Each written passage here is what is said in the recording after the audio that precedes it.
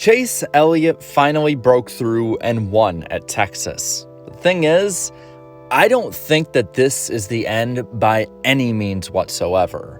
So with his win at Texas, he would break a 42-race winless streak.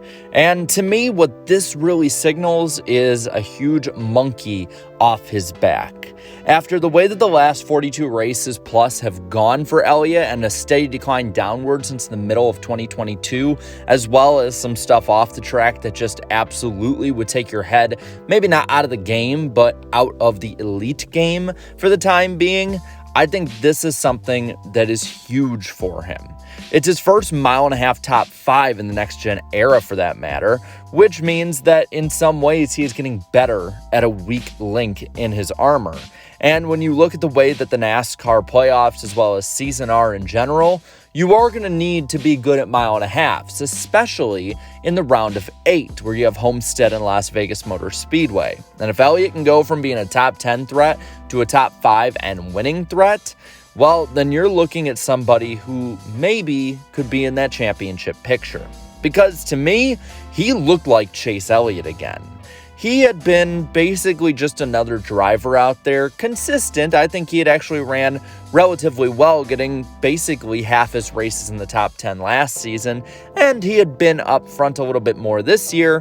But let's not pretend that Chase Elliott was a top 5 driver for the last year and a half. He wasn't, but we saw, in my opinion, a different driver at Texas Motor Speedway. He was incredibly aggressive. His 3-wide pass, in my opinion, was reminiscent of Tony Stewart in 2011 at Homestead. That's the best comp I can give for how Elliott was driving in this race. See, he has been almost timid since his 2023 return after his injury he had suffered before the Las Vegas race at the start of last season. He had seemed like a driver who was just trying to feel it out. He was uncomfortable in his position, and he needed some different way to maybe take a step or multiple steps up. But this is the type of aggression that is shown by his teammates, William Byron and Kyle Larson. The aggression that gets them the lead with a daring move or gets them ahead on a restart where other drivers would maybe be kept at least at pace with the pack, if not swallowed up by it. And this is the aggression that Chase Elliott has had for a long time. Make no mistake, basically fans will look at Chase Elliott a lot of ways now that he has performed as well as his personality and say that he's mild-mannered and he's not really going to do anything to anybody. But that couldn't be farther from the truth.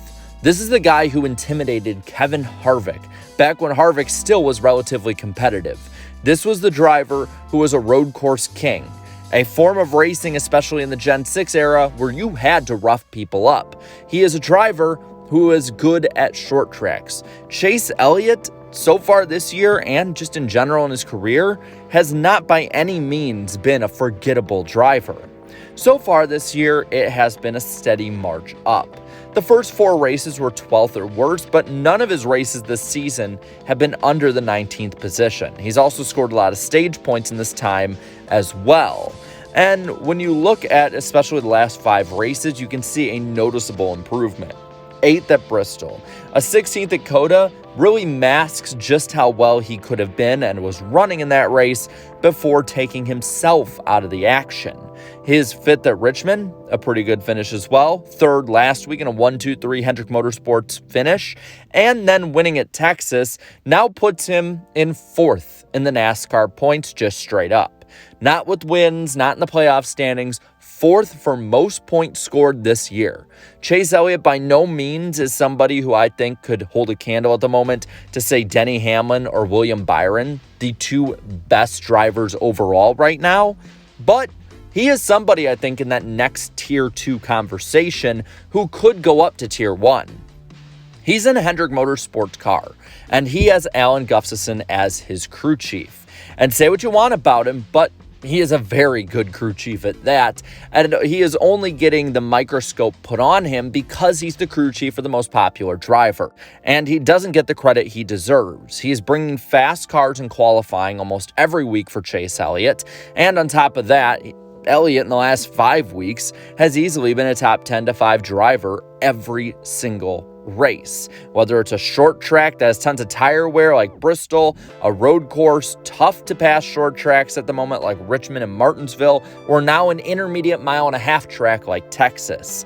Two of his worst finishes this year, 14th and 15th, were at Daytona and Atlanta, the first two races of the year that are super speedways. And while super speedways like Talladega, Daytona, and Atlanta make up a good part of the schedule and make up two playoff races and are important, let's not pretend that these all in all show overall performance that a driver and team has. So when you look at it, it's not really been as bad as many people have been saying, and I think they just need to wait it out. In the races since those super speedways, he has had 7 starts with a win, 3 top 5s, and 4 top 10s. Not bad at all, and at about the same clip he normally would be. At his best, Chase can run top 5 and win anywhere. And moving forward, that's going to be something that I think will propel him upwards as he gets the tracks that I think he's actually better at than many people might think, or he has shown in historical data to be really good at. Chase is on the upswing, and when you look at his career so far, this should not shock anybody. Since his 2016 rookie campaign, he has not competed in a full season where he has not gotten double-digit top 5s. 10 in 2016 and 11 or more the rest of the way until last year, where he missed 7 races and fell 3 short of his 2016 campaign. And when you look at every year in his career, even after missing 7 races last season, he has not scored less than 15 top 10s in the season, including the seasons before that, 5 of the last 6 being 20 or more top 10s in that time. He leads hundreds, sometimes thousands of laps a year, and he had made 3 straight championship 4 qualifications before 2023, and he had been in the playoffs every single year. I don't want people to spread this dumb narrative that Chase Elliott has just been this washed-up driver who's only there because of his name. He's a really good driver, and more respect needs to be put on that name because he has, maybe not off the track, but on the track, forged his own legacy in his own right. And this idea that just because Kyle Larson and William Byron, 2 generational talents, are outperforming him at the moment means that he's just another has-been Hendrick driver is so ludicrous to me. It just doesn't make sense. So if there's any point to this video that you take out of it, respect Chase Elliott because he very well may be a championship driver this year, and he is easily going to be a playoff contender in the late rounds this season. So with that, I want to pass it on to you. How do you grade Chase Elliott so far, and do you think that the remainder of the season is going to be this high level that I'm saying, or he's just going to fall back into mediocrity? Let me know down in the comments below. And while you're at it, leave a like in this video, share this video, and subscribe to this channel for more great NASCAR content. Thank you so much to all my channel members for your continued support. And until next time, have a good one.